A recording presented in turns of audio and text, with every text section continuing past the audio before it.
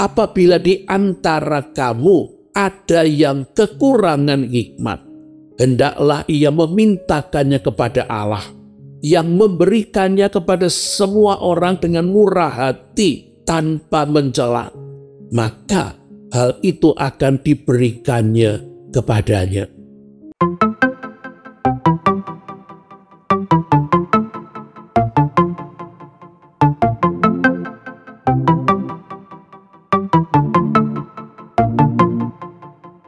Shalom Bapak Ibu, Saudara-saudari, selamat bertemu kembali bersama dengan saya dalam seri Walking with God.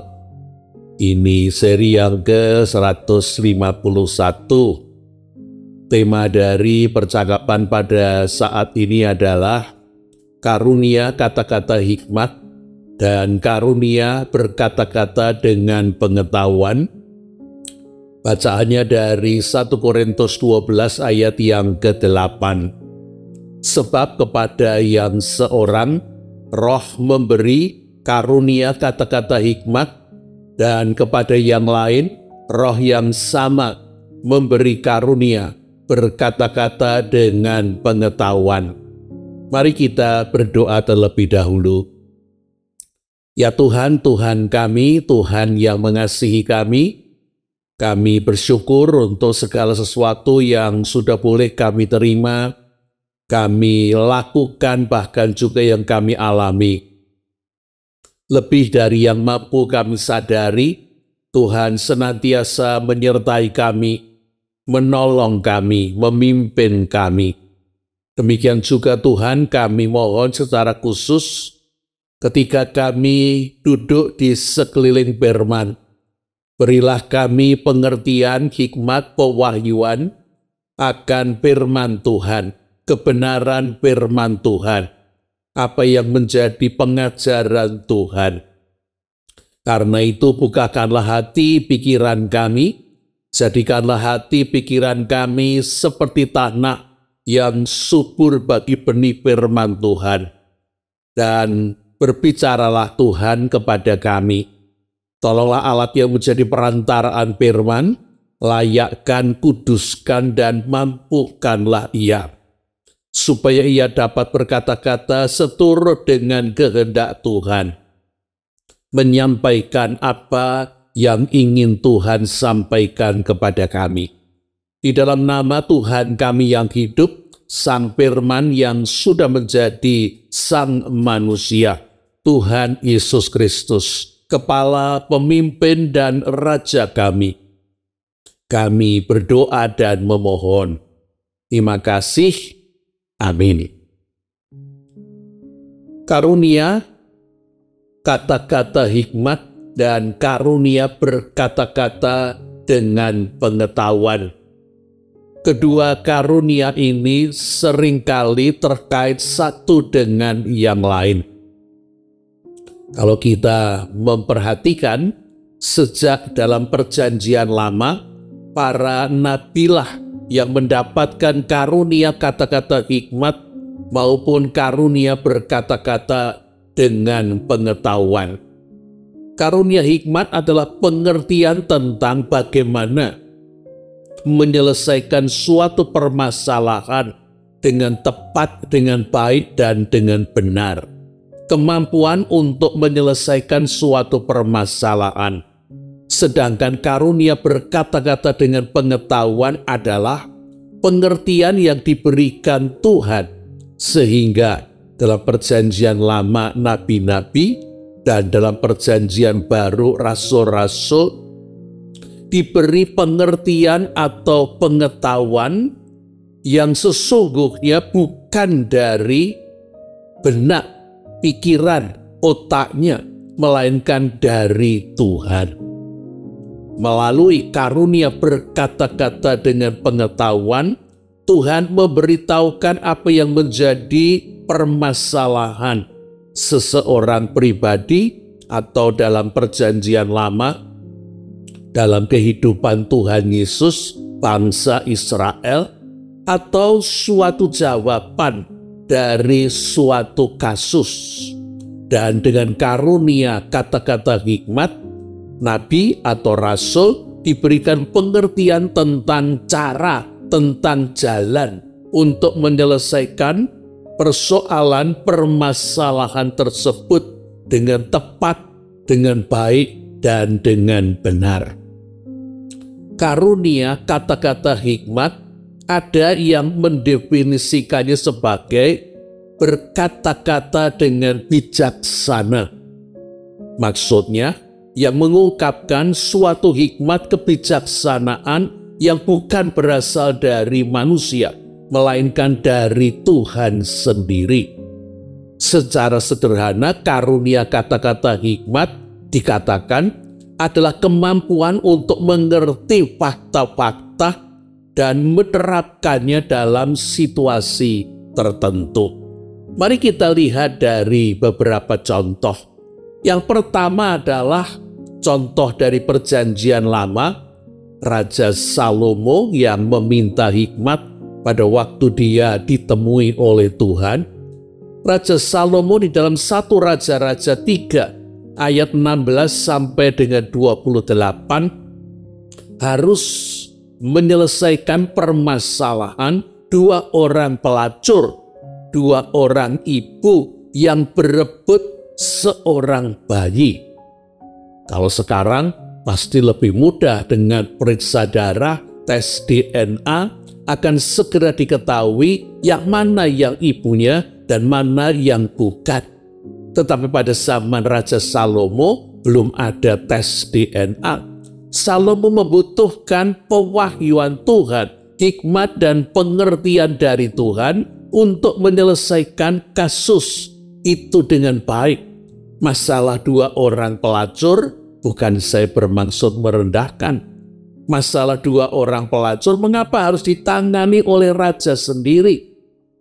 Oleh karena para bawahan dari Raja Salomo, katakanlah kalau ada para pemimpin berjenjang, pemimpin 1000 orang, pemimpin 100 orang, pemimpin 50 orang, pemimpin 10 orang, atau para pemimpin wilayah, mereka tidak mampu untuk menyelesaikan kasus 2 orang ibu yang berebut seorang bayi ini.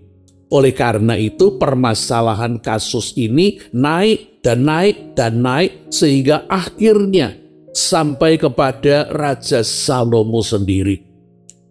Raja Salomo pasti tahu bayinya 1, ibunya 2. Tidak mungkin bayi ini muncul dari kedua rahim ibu tersebut, sehingga kemungkinannya 1 ibu kandung dan 1-nya lagi pasti ibu palsu. Dan berdasarkan pengertian inilah, yaitu seorang ibu asli akan bereaksi, akan bertindak demi kepentingan bayinya, anaknya, lebih daripada kepentingannya sendiri. Dan seorang ibu palsu belum tentu dia akan bertindak demikian.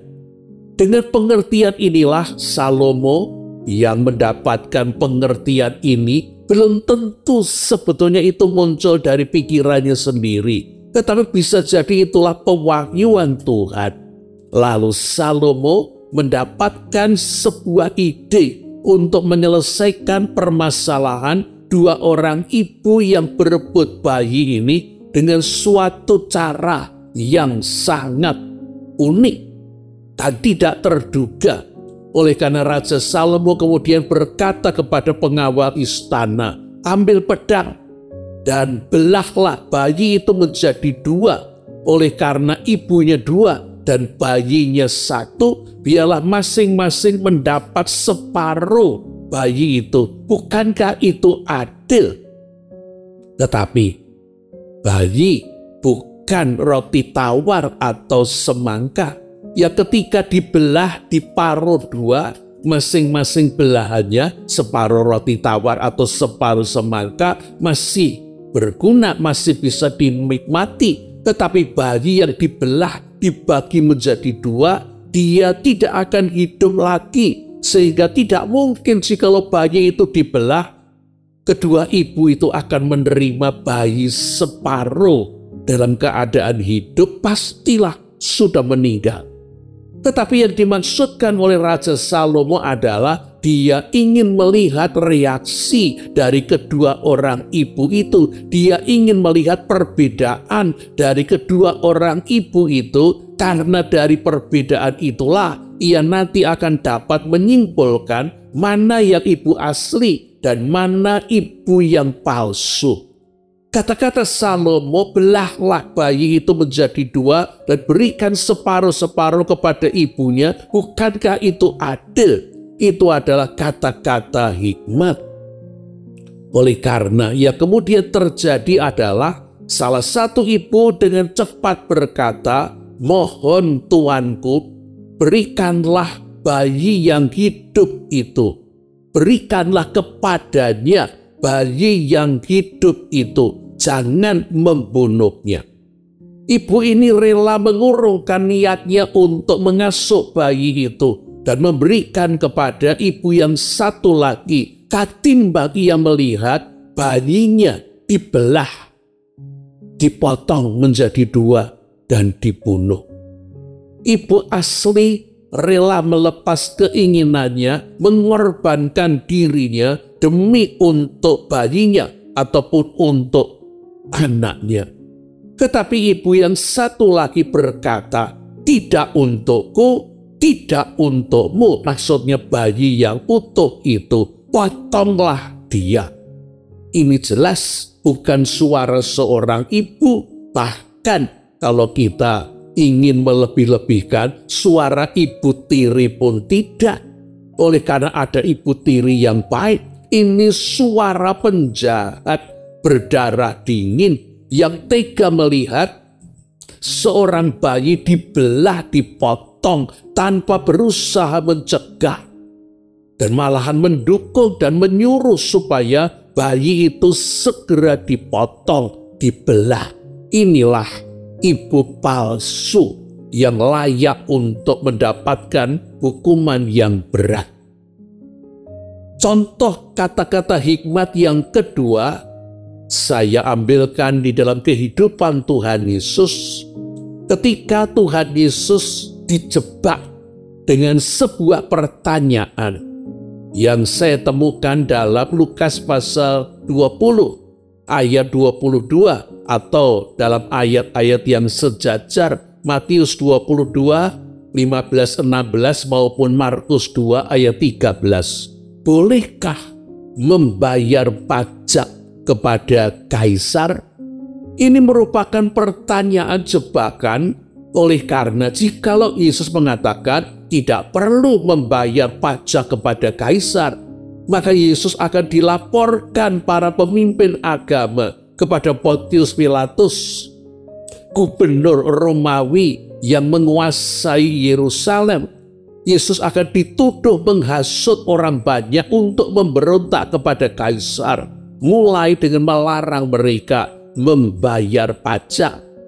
Tetapi jikalau Yesus mengatakan, bayarlah pajak kepada kaisar, maka orang-orang Israel yang selama ini membayar pajak dengan kejengkelan dan perasaan terhina, oleh karena membayar pajak mengingatkan status mereka sebagai jajahan, orang banyak ini akan marah kepada Yesus dan mungkin akan menyerang Yesus.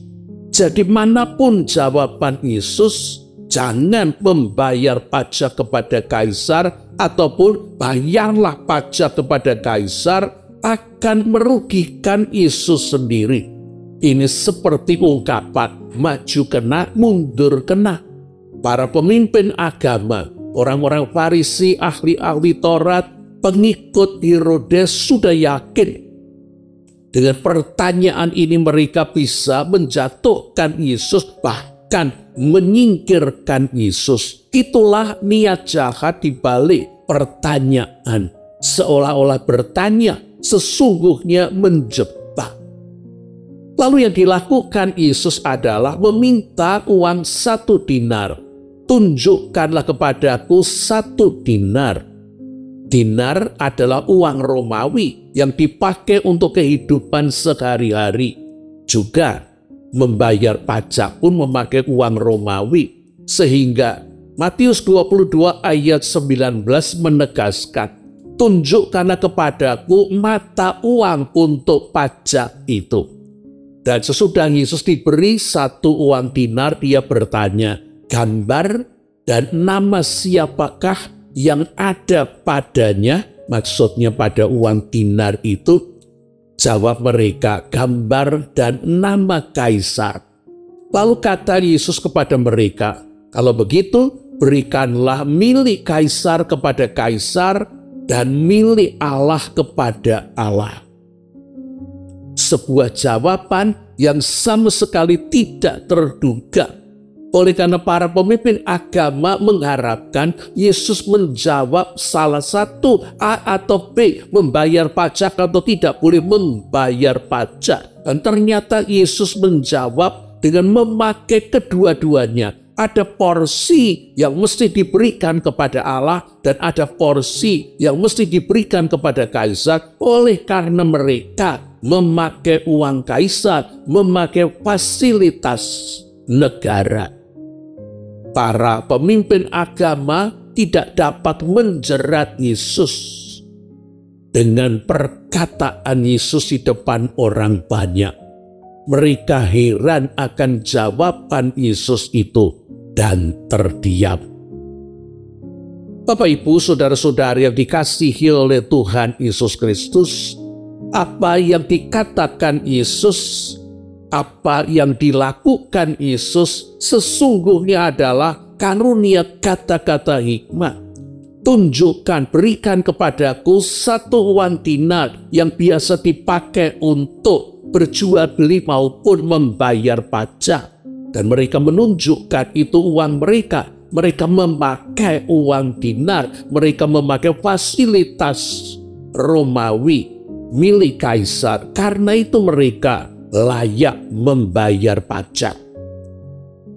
Karunia berkata-kata dengan pengetahuan adalah pengertian yang diberikan Tuhan kepada nabi atau rasul tentang sesuatu.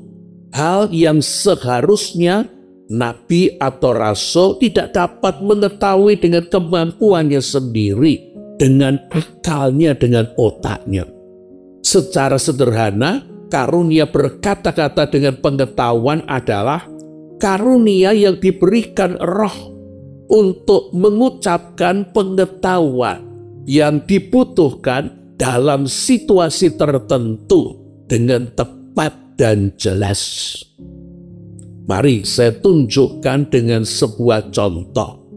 Ketika Raja Daud menolak untuk berangkat perang, memilih untuk nganggur, dan nganggur itu bengkelnya setan, Daud kemudian terjatuh dalam serentetan dosa, berzina dengan Batsheba, sehingga Batsheba kemudian hamil.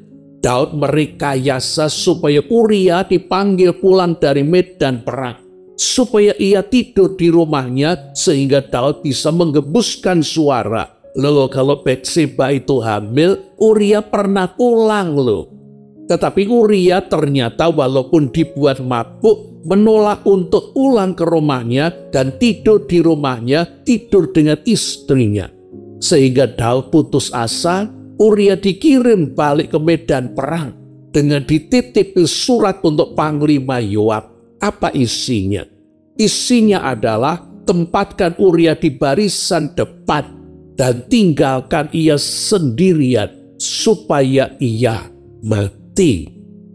Pasti Yoab membaca surat itu dan dia punya dugaan. Apalagi ketika nanti selesai perang, dia menjumpai bahwa Batsheba diambil Daud menjadi istrinya dan ternyata Batsheba hamil. Uria dibunuh oleh Daud. Batsheba diambil Daud menjadi istrinya. Dan Daud tidak merasa bahwa itu adalah dosa. Tetapi ada Tuhan. Dan Tuhan mengirimkan Nabi Nathan untuk menegaskan dosa Daud ini. Bagaimana seorang nabi menunjukkan dosa seorang raja yang besar seperti Daud. Di dalam 2 Samuel 12 ayat 1 sampai dengan 5, Nabi Nathan mendatangi Daud dan dia bercerita. Dan biasa bukan orang senang mendengar cerita, dan cerita itu kadang-kadang membuat kita hanyut di dalamnya. Nabi Nathan menceritakan tentang seorang kaya yang memiliki banyak kambing, banyak domba, banyak lembu. Dan ada seorang miskin yang tinggal di dekatnya, hanya punya seekor anak domba betina yang diperlakukan seperti anak-anaknya, makan dan minum dari suapnya, tidur di pangkuannya. Tetapi ketika orang kaya itu kedatangan tamu seorang pengembara, dan budaya orang Israel seperti budaya orang Timur Tengah akan menjamunya, memberinya makan. Tetapi orang kaya itu enggan mengambil salah satu dari kambingnya, dari dombanya, dari lembunya. Dan ia mengambil anak domba betina, satu-satunya milik si miskin yang disayangi dan diperlakukan seperti anak perempuannya. Dan cerita Nabi Nathan berhenti sampai di situ oleh karena Daud tidak tahan. Daud menyela, Daud mengakhiri cerita Nathan. Oleh karena dikatakan dalam 2 Samuel 12 ayat 5 dan 6. Daud menjadi sangat marah dan ia berkata kepada Nabi Nathan, "Demi Tuhan yang hidup, orang yang melakukan itu harus mati. Anak domba betina itu harus diganti, harus dibayar gantinya 4 kali lipat. Karena ia telah melakukan hal itu dan tidak mengenal belas kasihan."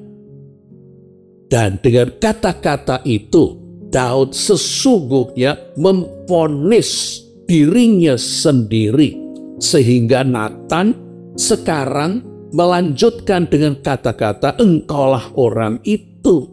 Engkaulah orang yang kejam, yang merampas Batsheba dari suaminya dan membunuh Uria. Engkaulah orang yang tidak kenal belas kasihan itu.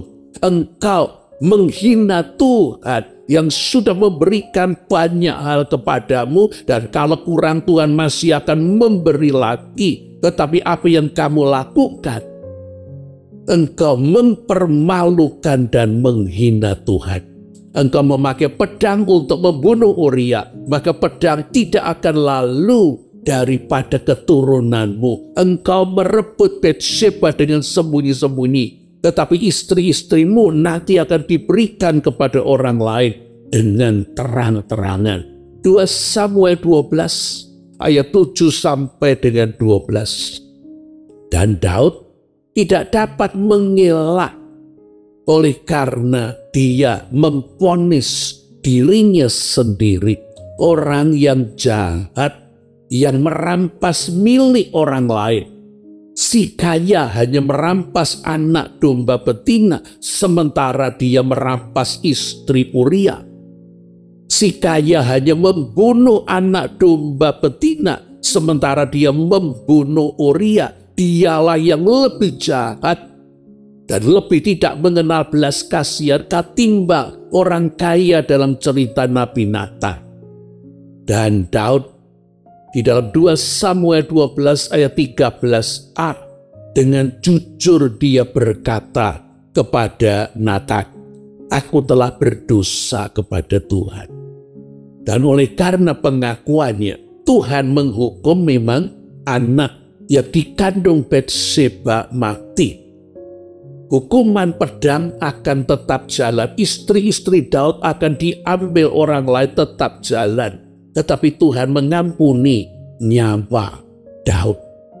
Apa yang dikatakan Nathan dengan ceritanya itu adalah sebuah contoh dari memakai kata-kata berpengetahuan. Mari kita lanjutkan contoh yang kedua di dalam kehidupan Tuhan Yesus, yaitu ketika Tuhan Yesus bertemu dengan Nathanael yang kemudian menjadi muridnya. Pada waktu Nathanael diajak Filipus untuk menjadi murid Yesus, Filipus mengatakan di dalam Yohanes 1 ayat 45 sampai dengan 46. Kami telah menemukan Dia yang disebut dalam Taurat dan oleh nabi-nabi, yaitu Yesus anak Yusuf dari Nazaret. Kata Natanael kepadanya, kepada Filipus, mungkinkah sesuatu yang baik datang dari Nazaret? Filipus berkata kepadanya, mari dan lihatlah. Filipus tidak menjawab, tidak mendebat. Dia membawa Natanael bertemu dengan Yesus. Ketika Yesus bertemu dengan Natanael, Yesus berkata, lihatlah, seorang Israel sejati, tidak ada kepalsuan di dalam dirinya. Natanael pasti merasa bahwa ia belum pernah bertemu dengan Yesus, Rabi dari Nazaret. Bagaimana Yesus bisa mengungkapkan sesuatu tentang dirinya sebagai bukti bahwa Yesus mengenal dirinya? Oleh karena itulah Natanael bertanya. Kata Natanael kepadanya, bagaimana engkau mengenal aku? Jawab Yesus kepadanya, sebelum Filipus memanggil engkau, aku telah melihat engkau di bawah pohon ara. Yohanes 1 ayat 47b dan 48. Dan reaksi Natanael kemudian berbalik 180 derajat dari semula meragukan dan merendahkan Yesus, karena Yesus disebut sebagai Rabi dari Nazaret, menjadi begitu meninggikan Yesus. Ungkapan kata-katanya seolah-olah Natanael menyembah Yesus. Kata Natanael kepadanya, Rabi, engkaulah anak Allah, Raja orang Israel. Bagaimana bisa hanya dengan kata-kata, inilah seorang Israel sejati, tidak ada kepalsuan di dalam dirinya. Natanael mengatakan bahwa Yesus bukan hanya Rabi, Yesus adalah anak Allah, Yesus adalah Raja orang Israel, Mesias yang dijanjikan itu. Mengapa begitu? Bagaimana bisa begitu?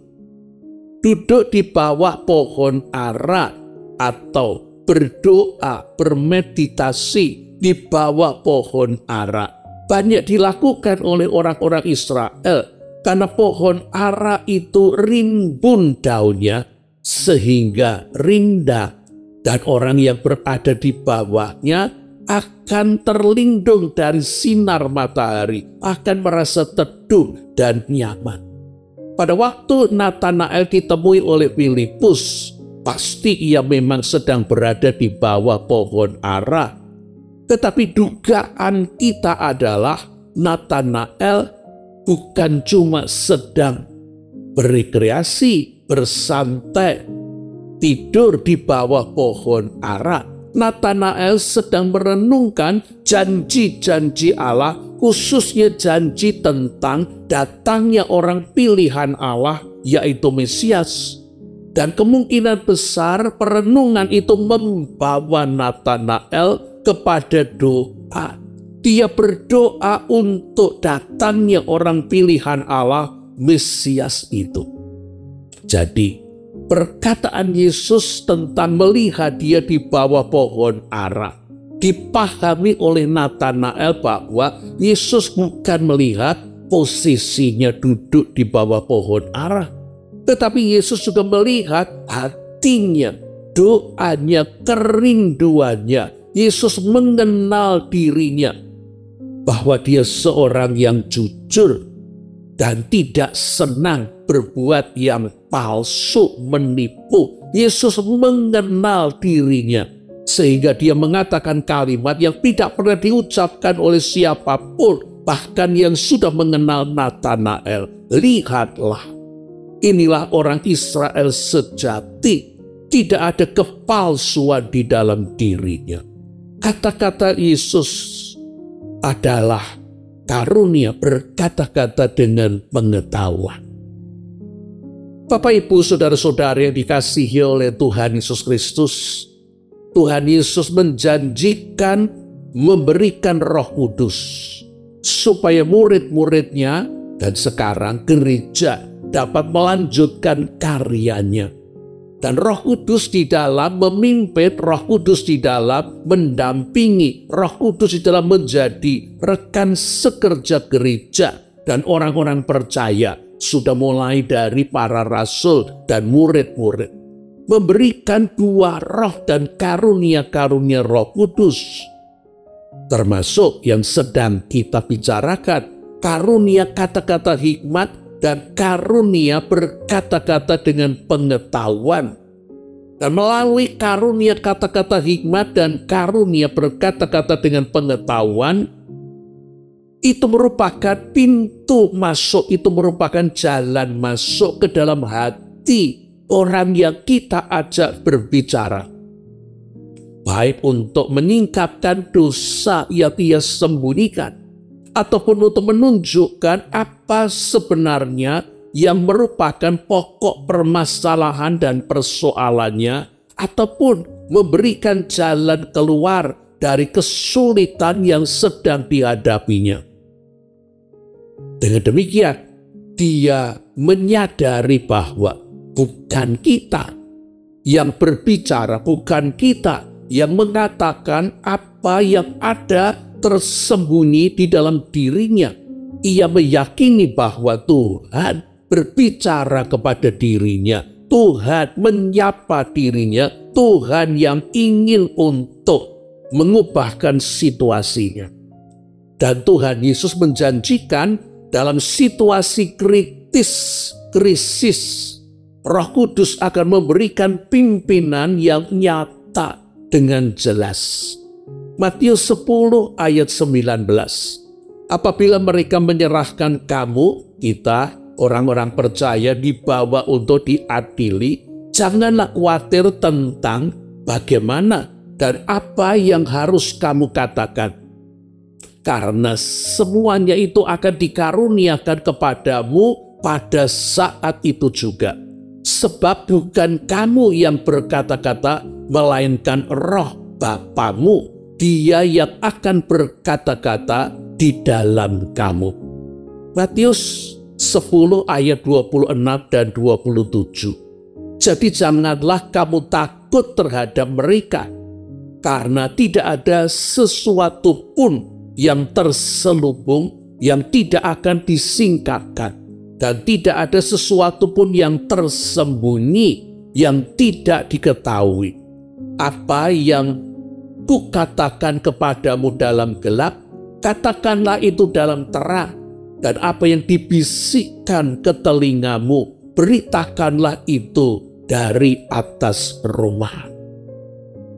Bukankah karunia kata-kata hikmat dan karunia berkata-kata dengan pengetahuan yang diberikan Roh Kudus kepada orang percaya gereja sangat berguna dalam pelayanan, khususnya untuk meyakinkan seseorang bahwa Tuhan mengenal dirinya, Tuhan mengasihi dirinya, dan Tuhan ingin mengubahkan dirinya. Karena itu siapa bisa mengatakan bahwa karunia kata-kata hikmat dan karunia berkata-kata dengan pengetahuan sudah tidak lagi dibutuhkan oleh gereja? Memakai Alkitab yang mana? Pendeta siapapun yang mengucapkan kata-kata seperti itu. Bagaimana pengalaman saudara? Apakah saudara pernah mengalami pada waktu berbicara dengan seseorang, saudara mendapat inspirasi, muncul sebuah kesan yang kuat dalam pikiran, dalam benak, dalam hati saudara tentang orang itu, dan apa yang menjadi masalah atau sumber masalahnya. Saya sebagai seorang pengkhotbah sudah merupakan tugas saya untuk mempersiapkan, mempelajari bagian firman Tuhan yang menjadi dasar khotbah. Tetapi yang ingin didengar jemaat dan yang dibutuhkan jemaat pada waktu mereka mendengarkan khotbah bukan pikiran dan hikmat si pengkhotbah, bukan pikiran dan hikmat saya, melainkan firman dari Tuhan, sapaan Tuhan. Karena itu para pengkhotbah hanyalah mic, corong yang dipakai oleh Tuhan. Para pengkhotbah adalah mulut dan suara yang dipakai Tuhan. Oleh karena itu saya harus berdoa dan berusaha pada saat saya berkhotbah, yang saya sampaikan adalah pikiran Tuhan dan bukan pikiran saya. Saya berusaha mengatakan apa yang ingin Tuhan sampaikan melalui firman Tuhan yang menjadi tugas saya. Dalam rangka menyiapkan dan menyampaikan khotbah, saya beberapa kali mengalami karunia berkata-kata dengan pengetahuan. Ketika saya memikirkan apa yang ingin Tuhan sampaikan, ada inspirasi, pikiran yang muncul dalam benak saya. Itu terjadi bukan saja ketika saya sedang duduk dan melakukan persiapan khotbah di meja kerja saya, tetapi kadang-kadang juga terjadi ketika saya sedang mengerjakan suatu pekerjaan yang lain. Sering pikiran itu muncul, suatu inspirasi, ingatan akan apa yang pernah saya baca, suatu cerita atau kesaksian yang pernah saya dengar. Dan sesudah saya mempertimbangkan dalam rangka saya membuat khotbah lengkap, dan ternyata apa yang merupakan inspirasi, apa yang saya ingat, cocok, nyambung untuk dimasukkan ke dalam khotbah saya akan memasukkannya atau menjadikannya sebagai ilustrasi dalam khotbah saya. Sedangkan pengalaman saya dengan karunia berkata-kata hikmat, saya lebih banyak mengalami ketika sedang melakukan konseling.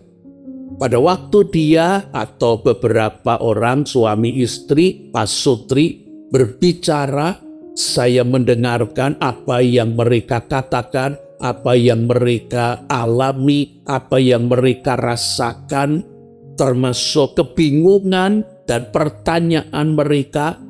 Saya mendengarkan sambil berdoa, minta pengertian, minta pengetahuan, minta hikmat.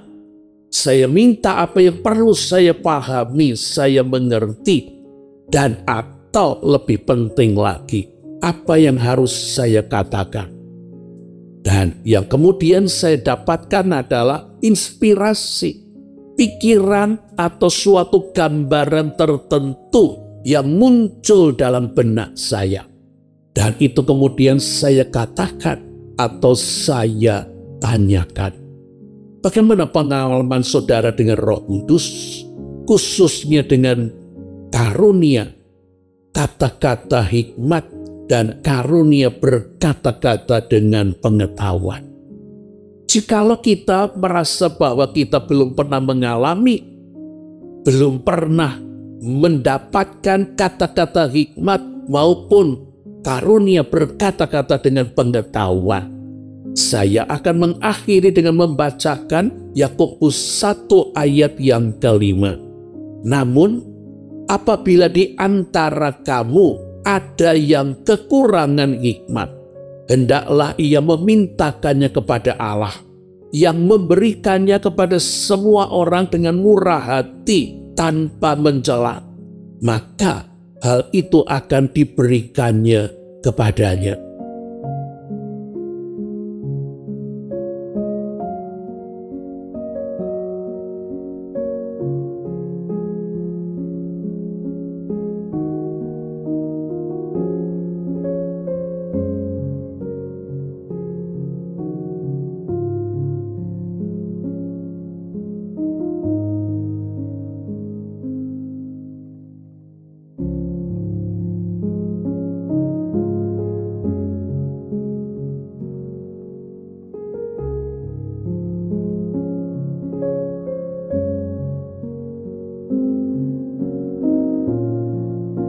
Tugas kita adalah menyadari keterbatasan kita Dan tugas kita adalah meminta supaya Tuhan memberikan hikmat.